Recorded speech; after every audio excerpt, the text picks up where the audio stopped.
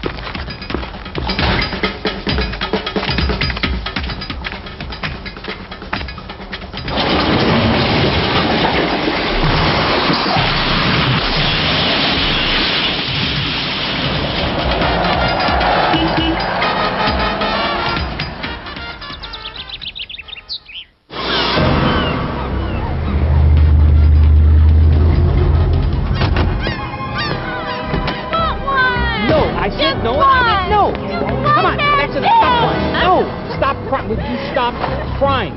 Come on. Would you please come on? Why do you always cry? Hey!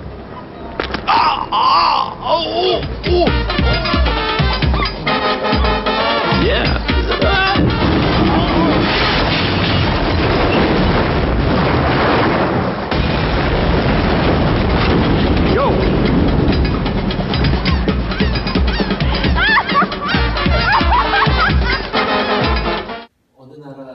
선진인지 잘 모르겠는데 그 초콜릿을 먹으면 저렇게 힘이 세진다는 것을 아마 이렇게 광고한 것 같아요. 저기서 지금 하고 싶은 얘기가 뭐냐면 좋은 일을 그 사람을 위해서 좋은 일을 했는데 결국은 전혀 상관없는 엉뚱한 일을 하고 난 거죠. 그 사람은 차를 밀려고 한 게 아니라 그냥 차에 손을 대고 있는 그 상황인데 이것을 저 사람이 스스로 판단한 겁니다. 저 사람을 도와줘야 되겠다. 그러고서는 그 엉뚱한 결과를 맞이하고 마는 겁니다. 우리가 신앙생활을 하면서 이런 경우가 참 많은 것 같아요. 우리가 선한 일을 하고 누군가에게 도움을 주고 하는데 실제로 우리 스스로 판단할 때가 참 많다는 거죠. 하나님이 우리에게 주시는 메시지를 그대로 받아들이기보다는 스스로가 그 상황들을 또 사람에 대해서 판단하고 그냥 자기 멋대로 행동할 때가 많아요. 그리고는 자기 자신은 기뻐합니다. 왜? 나는 좋은 일을 했고 나는 그 사람을 도와줬기 때문에. 그러나 이것이 하나님하고 전혀 상관없는 일이라면 우리는 깊이 한 번쯤은 생각해 봐야 됩니다. 그러니까 무슨 일을 하느냐가 중요한 것이 아니라 이것이 하나님의 일인가, 이것이 하나님 우리에게 맡겨주신 일인가, 이것을 판단하고 깨닫는 것이 굉장히 중요하다는 겁니다. 영국에 가시면 꼭 방문해야 될 곳이 있습니다. 이번에 그 150주년 행사 가시는 분들 꼭 한번 가보셔야 될 곳이 있는데 그곳이 바로 그 유명한 그 웨스트민스터 그 사원입니다. 그 사원에 가면은 굉장히 어마어마하게 잘 지어놨어요. 그리고는 많은 관광객들이 그곳에 방문합니다. 그런데 이곳에 전해져 내려오는 그 아주 유명한 그런 일화가 있습니다. 방문객들이 그 사원을 방문했을 때 그들을 안내해주던 안내자가 설명을 합니다. 이 안내자는 그 서원에 대해서 역사적인 내력, 그리고 그곳에 있는 무덤, 그곳에 묻혀있는 수많은 영웅들, 그 과거에 하나님을 위해서 얼마나 많은 사람들이 그 사원을 짓고 지키기 위해서 노력하고 수고했는지에 대해서 열심히 설명합니다. 그리고 설명이 다 끝난 이후에 안내자가 물어봤어요. 방문객들에게 혹시 궁금한 게 있습니까? 더 알고 싶은 것이 있으면 질문하십시오. 그랬더니 이때 한 미국에서 온 그 관광객이 그 안내자한테 이렇게 질문했습니다. 이 이야기가 지금까지 전해져 내려오는 유명한 일화로 남아있어요. 그때 이 미국에서 온 여인이 이렇게 질문했습니다.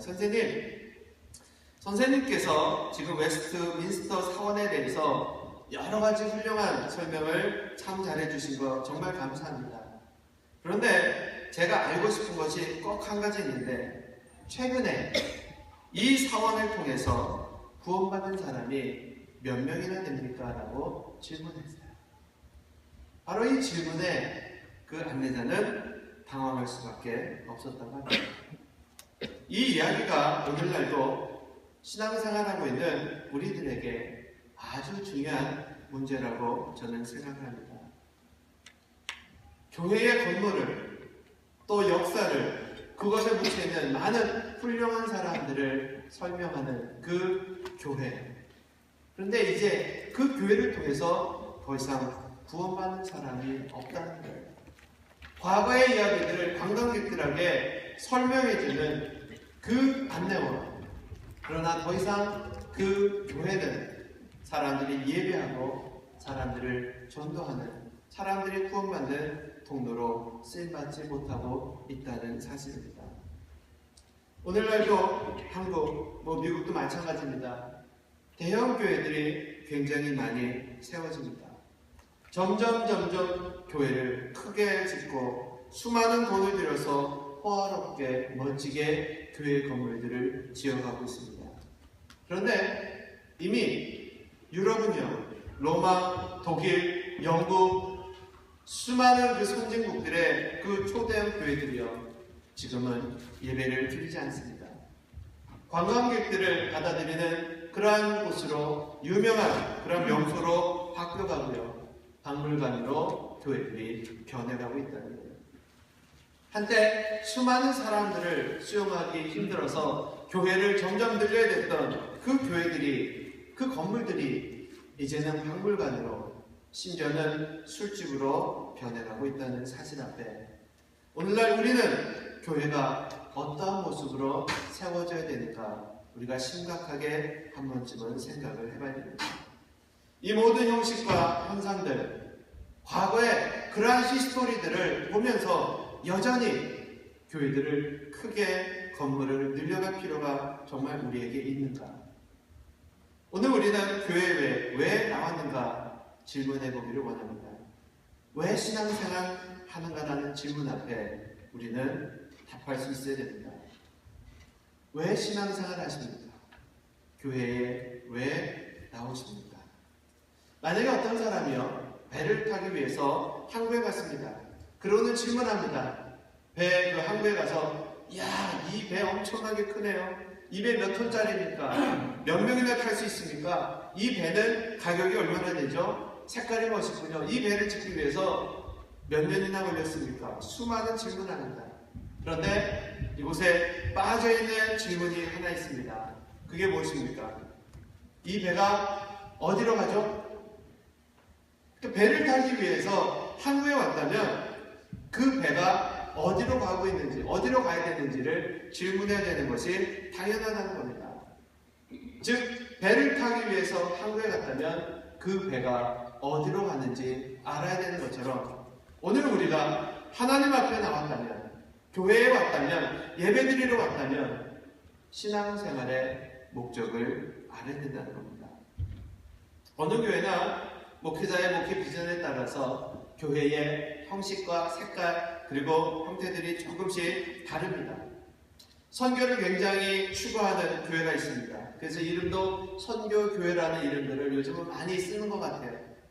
한때 이것이 유행처럼 번졌습니다. 선교교회로 이름을 줘야지 교회가 부흥한다. 그래갖고는 교회 이름을 선교교회로 바꾸는 거예요. 선교를 하지 않으면서도 그 교회 이름만 선교교회로 바꾸면 교회가 부흥합니까? 그렇지 않죠. 찬양을 중요시하는 교회, 성경 공부에 중점을 두는 교회, 기도에 중점을 두는 교회, 봉사에 전념하는 교회, 제각각 추구하는 것들이 목회자에 따라서 조금씩은 다릅니다. 그런데 정말 중요한 것은요, 왜 이와 같은 것들을 하나? 찬양을, 선교를, 말씀을, 봉사를, 기도를 왜 중요하게 해야 되는가? 교회는 왜 존재하는가? 오늘 이 질문 앞에 우리는 스스로 답할 수가 있어야 됩니다. 교회가 왜 존재하는가? 우리 구세군 나솔교회가 왜 존재하는가? 문화센터를 하기 위해서? 이 지역에 봉사하기 위해서? 주일날 예배드리기 위해서? 우리의 교회가 왜 존재하는가? 오늘 본문 말씀은 교회의 목적에 대해서, 교회 사명에 대해서 바로 우리에게 이렇게 이야기를 시작합니다. 오늘 본문 말씀 15장을 보면은 모든 세리와 죄인들이 말씀을 들으러 가까이 나오니 바리새인과 서기관들이 원망하여 가로되 이 사람이 죄인을 영접하고 음식을 같이 먹는다 하더라. 예수께서 저희에게 이 비유로 말씀하시되, 즉 오늘 본문 말씀 예수님이 비유로 이 말씀을 하신 거예요. 근데 목적이 뭡니까? 예수님이 죄인들과 같이 식사를 하는데 바리새인들이 와서 그 예수님을 원망하여 가는데, 그러니까 예수님의 그 행동의 삶에 대해서 당시 서기관들과 바리새인들이 예수님을 원망했다는 거예요. 그래서 그들에게 교훈을 주기 위해서 바로 이 본문 말씀을 시작하시는 겁니다. 비유로 저희들에게 말씀해 주시는 거예요. 항상 안식일에 해당을 찾았습니다. 그리고 그들과 함께 있었던 그 바리새인들, 서기관들은 누굽니까? 당시에 종교 생활에 있어서는 모든 사람들보다 뛰어난 사람들이에요. 10의 1조가 아닌 2조, 3조도 냈고 불쌍한 사람들을 돕는 데 앞장서며 금식도 잘하고 하루에 3번씩 꼭꼭 기도 생활합니다. 겉으로 볼 때는 완전한 사람들이죠. 종교생활, 신앙생활을 잘하는 사람들이. 그런데 종교적으로 신앙생활을 잘하는 사람들이 바로 예수님의 행동에 대해서 바로 책망하고 나섭니다. 예수님을 비방합니다. 어찌 세리와 죄인들과 함께하는가? 여러분, 우리가 종교생활의 가장 중요한 내용을 그들이 상실하고 있기 때문에 그들은 예수님의 책망을 받은 것을 알아야 됩니다. 겉으로는 종교인이었는데, 겉으로는 신앙생활을 정말 잘하고 있었는데 하나님이 무엇을 원하고 있는지 그 메시지를 파악하지 못했다는 거예요. 겉으로는 완벽한 기독교인인데 하나님이 왜 교회를 세워주셨는지, 교회가 무엇을 해야 되는지를 그들이 모르고 있었다는 겁니다. 오늘 우리는 신앙생활하는 하나님의 그 기독교인들로서 하나님 우리에게, 교회에게, 우리 신앙인들에게 무엇을 원하는지, 무엇을 가르치고자 하시는지 분명히 오늘 이 말씀을 통해서 우리가 신앙생활의 목적을 바로 알기를 원합니다. 왜 주일날 교회에 우리가 나오는지, 왜 예배를 드리는지, 왜 헌금 생활하는지, 왜 봉사를 하는지, 도대체 기독교의 생명이 어디에 있는지, 기독교의 내용이 무엇인지. 어떤 분은 기독교를 사랑의 종교라고 이야기합니다. 사랑 굉장히 중요합니다. 그런데 그 사랑보다 더 중요한 게 있습니다. 그게 뭡니까? 바로 구원입니다. 하나님은 이 땅에 잃어버린 영혼을 찾기 위해 오셨고, 그리고 그 사명을 교회에 맡겨 주셨다는 것. 그 오신 목적, 우리를 사랑하신 목적, 그것이 바로 잃어버린 영혼들을 살리기 위해서 오셨다는 겁니다.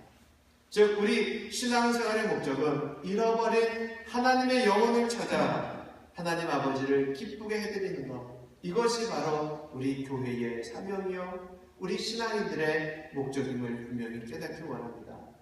오늘날 우리가 형식에 치우쳐서요, 이 목적을 상실하고, 그리고 우리가 그냥 자기들 마음대로 신앙생활하는 경우가 있어요. 그냥 기쁘게 내가 행복해야 되고 나 위주로 신앙생활을 할 때가 참 많다는 겁니다. 가정생활, 직장생활, 교회생활, 이 형식적인 생활 안에 복음적인 내용이 담겨져 있지 않으면 우리는 예수님께 책망받는 바리새인들과 또 서기관들과 다를 바가 없음을 알아야 됩니다. 우리 신앙인들은 모든 형식 안에 바로 이 복음의 내용을 담아서 주님의 사랑하시는 그 잃어버린 영혼을 우리는 찾아내야 됩니다. 교회 안에서 행해지는 모든 사역이요, 진정한 영혼 구원에 있는지, 우리 모든 행사가 우리의 관심이 영혼 구원 안에 있는지 우리는 스스로를 돌아봐야 합니다.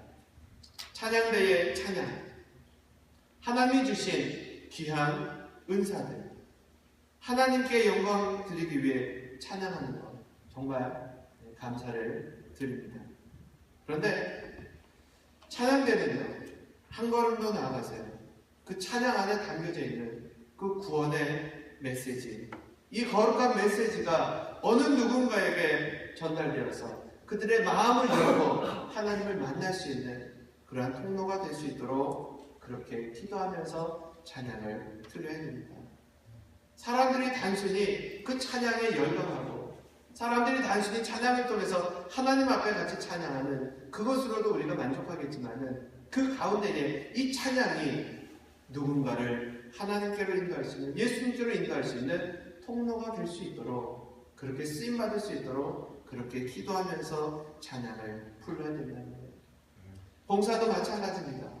우리가 단순히 누군가를 돕기 위해서 하는 봉사로 끝날 것이 아니라 이 봉사가 누군가에게는 어떤 감동으로 전달되어져서 그들이 예수님께로 나와 예수님을 만날 수 있는 그 통로가 될 수 있도록 봉사의 손길도 하나님 앞에 그렇게 쓰임받을 수 있도록 그런 마음으로 봉사를 드려야 되는 겁니다.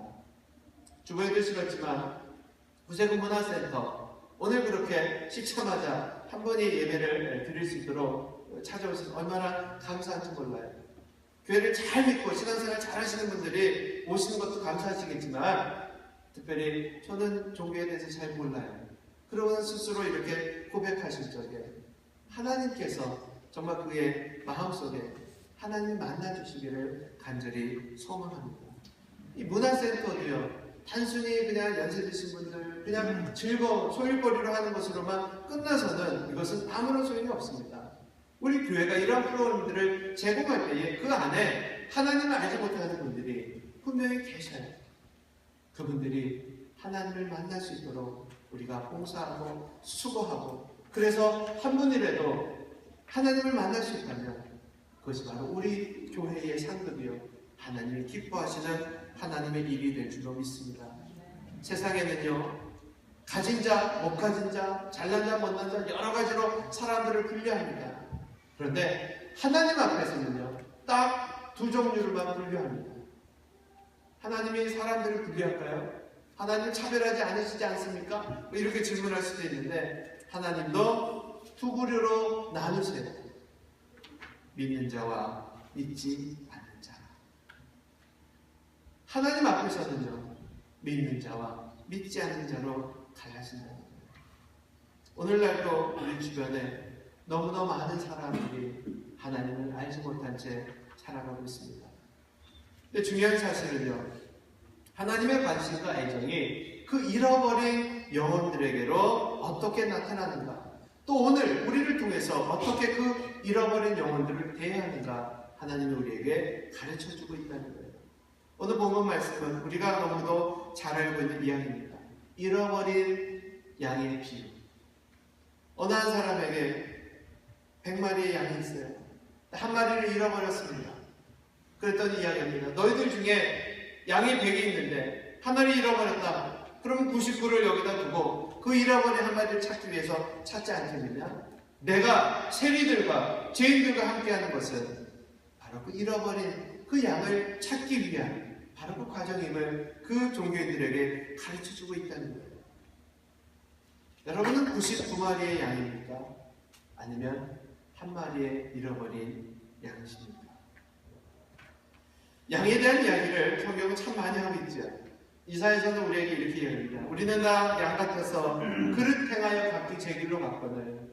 양 그러면 깨끗하고 순수하고 뭐 이런 것으로만 생각했는데, 그 이사야서는 그 양을 어리석은, 길을 잃어버린, 그렇게 표현하고 있어요. 각기 제 길로 갔거늘. 양은 모든 짐승들 가운데 가장 방향 감각이 무딘 동물입니다. 그리고 자기를 방어할 수 있는 능력이 없어요. 발톱도 없고 이빨도 없고 뿔도 없고 빨리 달리지도 못하고, 하여튼 모든 그냥 육식동물들이 그 양을 쉽게 잡아먹을 수 있는 그런 연약한 존재. 양은 목자가 없으면, 돌봐주는 목자가 없으면 쉽게 다른 동물의 밥이 되어버리고 맙니다. 그 양이 길을 잃었어요. 혼자 스스로 살아나갈 힘이 있는 그런 동물이라면 그렇게 염려하지 않아도 되죠. 그런데 스스로의 힘으로 살아갈 수 없는 그 연약한 동물이 길을 잃었습니다. 목자가 찾아서 그 양을 우리로 데려오지 않으면 금방 다른 동물에게 잡아먹히고 말, 바로 그 연약한 보호 능력이 없는 동물, 그 양을 찾기 위해서 하나님은 하나밖에 없는 예수 그리스도를 이 땅에 보내셨고, 바로 그 예수님을 통하여서 잃어버리고 방황하던 우리들을 만나주셨고 우리를 구원해 주셨습니다. 그렇다면 이제 우리가 하나님 앞에 구원받은 백성들로서 어떻게 해야 됩니까? 우리들끼리 있다가 하나가 잃어버렸습니다. 목자는 양을 찾아 나섭니다. 나머지 99는 어떻게 해야 됩니까? 또 잃어버리지 않게 끈을 묶어서 서로 보호하고 있어야 될까요? 그런데 오늘 본문 말씀은 그 100마리를 이야기할 때 우리는 다 똑같은 존재로만 그렇게 인식을 했는데요. 7절 말씀을 보니까 하나님은 놀라운 이야기를 우리에게 주고 있습니다. 내가 너에게 이르노니 이와 같이 죄인 하나가 회개하면 하늘에서는 회개할 것 없는 의인 99을 인하여 기뻐하는 것보다 과학적으로, 수학적으로 맞지 않는 이야기를 하고 있습니다. 99보다 하나가 더 중요하다는 거예요. 근데 어떠한 의미로 중요하다고 이야기하는가? 그 가치를 이야기하는 게 아니죠. 회개할 것 없는 의인 99보다 바로 죄인 하나가 하나님께로 돌아온 것을 하나님은 기뻐한다고 이야기합니다. 좀 죄송한 이야기지만 이미 하나님을 만나신 분들은요, 하나님의 관심의 대상에서 조금은 멀어진다는 거예요. 하나님의 관심은 어디에 있습니까? 바로 회개해야 돼, 하나님을 만나야 돼, 그 죄인, 바로 그 한 영혼에게 하나님의 관심이 더 있다는 겁니다. 그리고 나서 우리 먼저 하나님을 만난 사람들에게 하나님은 무엇을 요구하고 계시는가? 우리도 똑같이 하나님의 그 심정에 동참하라고 이야기를 합니다. 우리가 하나님을 만났다면 바로 아버지의 심정을 알고 그 죄인 하나가 하나님께로 돌아올 수 있도록 우리 교회가, 우리의 삶이, 우리 각 사람이 그 일에 초점을 두어야 된다는 거예요. 어떤 분은 이렇게 이야기합니다. 99이 있는데, 100이 있는데 하나를 잃어버렸습니다. 그 정도가 괜찮지 않습니까? 나머지 99을 더 열심히 보살피는 것이, 그것이 그 목자의 도리 아닙니까? 잃어버린 그 하나보다는 99이 더 소중하지 않습니까? 여러분 어떻게 생각하세요? 99이 중요합니까? 하나가 중요합니까? 지금 성경은 숫자에 대해서 이야기하고 있는 것이 아니라는 거예요. 하나님의 심정. 여러분에게 자녀가 있습니다. 근데 자녀가 잃어버렸어요, 하나를. 그러면은 나에게 여전히 자식이, 남은 자식이 9명이 있는데 하나 잃어버렸으니까 8이 있어요. 하나 정도 뭐 잃어버려도 되지, 나머지 8이나 가르쳐야지. 그런 부모님이 계십니까? 있지 않으세요. 부모님의 입장에서는 자녀의 숫자와 상관없이 잃어버린 한 그 영혼이 하나님 앞에는 천하보다도 귀하다는 겁니다. 우리가 자녀를 잃어버렸다고 고아원에 가서 아무나 데려다가 내가 얘를 데려다가 내 잃어버린 자식 대신 키워야지, 그러고 키우는 부모도 있지 않아요. 하나님의 심정은 바로 우리 한 사람 한 사람 잃어버린 영혼에게 초점을 두고 있음을 우리는 알아야 됩니다. 오늘 텐교회가 뭉쳐서 초대교회 하나로 만들어지는 것, 이것이 하나님이 정말 기뻐할까? 아니면 회개할 것 없는 의인 100사람이 모여있는 그 교회를 하나님이 기뻐할까? 아니면 한 사람의 잃어버린 영혼이 하나님께로 돌아오는 것을 하나님이 기뻐하실까? 한 영혼을 구원하는 것은 쉽지 않습니다. 평생 동안 한 사람도 전도 못하는 그리스도인이 굉장히 많아요.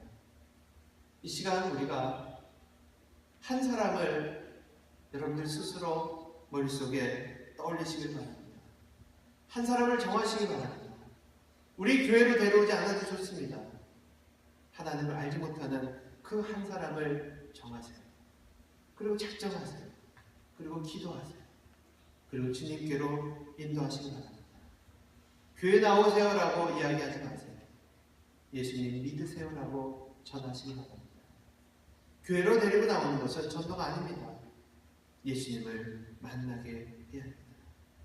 우리가 하나님이 부르시면 이 시간이라도, 우리가 교회 문을 나서는 그 순간이라도 우리는 하나님께로 갈 수밖에 없는 그러한 존재들입니다. 우리가 살아있는 동안에 우리 교회가 교회 사명을 감당할 수 있도록 잃어버린 영혼들을 구원하는 교회로 세워지기를 원합니다. 우리 무세군 나선교회에 하나님이 주신 사명이 있어요. 이곳 LA에 수많은 교회들이 있고, 물론 우리 교회가 크고 또 우리가 많이 성장하고 그것은 목회자의 기쁨이고 많은 사람들의 기쁨이 될 겁니다. 그런데 거기에 우리가 속으면 안 됩니다. 겉으로 보여주는 현상들에 속지 마시고 정말 우리 교회를 통해서, 이 구세군 나선교회를 통해서 얼마나 많은 사람들이 하나님을 만나는가. 그것이 저의 숙제고요. 목회하는 동안에 저의 사명입니다. 목회하는 그 연수 동안에 너를 통해서 얼마나 많은 사람이 예수님을 만나는가. 성경 공부에 집중하고 우리가 교회에서 많은 사람들을 전도하는 것도 중요하겠지만요, 하나님을 알지 못하는 사람, 예수님을 아직 믿지 않는 사람, 그분들을 하나님께로 인도하는 그 사명을 우리가 잃어버리면 안 됩니다. 바로 그 교회 사명을 감당할 때 하나님은 축복하시고 교회에 날마다 믿는 자들을 하나님이 맡겨주실 줄로 분명히 믿습니다. 새로운 사람들에게 관심을 두고 있다고 기존에 있는 성도님들이 좀 이렇게 나는 좀 덜 관심 있어 이런 생각하지 마시고요. 교회에 새로운 분이 오시면 모든 성도들이요 다 그분에게 관심을 두시고, 그렇잖아요. 갓난 아이가 하나 태어나면요 모든 가족들이 거기에 축적을 둬야 됩니다. 근데 조금 미성숙한 아이들은요, 엄마가 나만 좋아하다가 갑자기 동생한테 관심을 주기 시작하니까 엄마 안 볼 때 막 찔러요. 눈도 막 찔르고 막 그러더라고요. 아이들 보니까. 우리가 하나님 앞에 아직 하나님 알지 못하는 분들을 위해서 교회가 그렇게 체질이 바뀌었으면 좋겠습니다. 새가족분들, 새신자분들 우선순위로 그분들을 잘 섬기고 예수님을 그분들에게 증거하여서 우리 교회가 상급을 받을 때에 그 영혼구원의 사역만 감당하면요, 우리의 가정, 우리의 자녀가, 교회가 놀랍게 하나님의 축복 가운데 살게 될 것입니다. 오늘 이 삶이 우리에게 없다면 우리는 성경의 가장 귀한 메시지를, 주제를 잃어버리고 살아가는 그리스도인이 되는 것입니다. 내용과 형식에 몰두하는 그 바리새인의 모습을 닮아가지 마시고, 때때로 그 형식과 방법에는 조금 세상 사람들의 눈으로 봤을 적에는 좀 이상하게 보여도요, 그것이 예수님처럼 영혼구원의 통로가 될 수 있다면 그렇게 쓰임받는, 하나님이 기뻐하시는 하나님의 축복된 삶을 누리시는 저와 여러분 그리고 교회 되시기를 주의 이름으로 축원합니다. 기도하시겠습니다.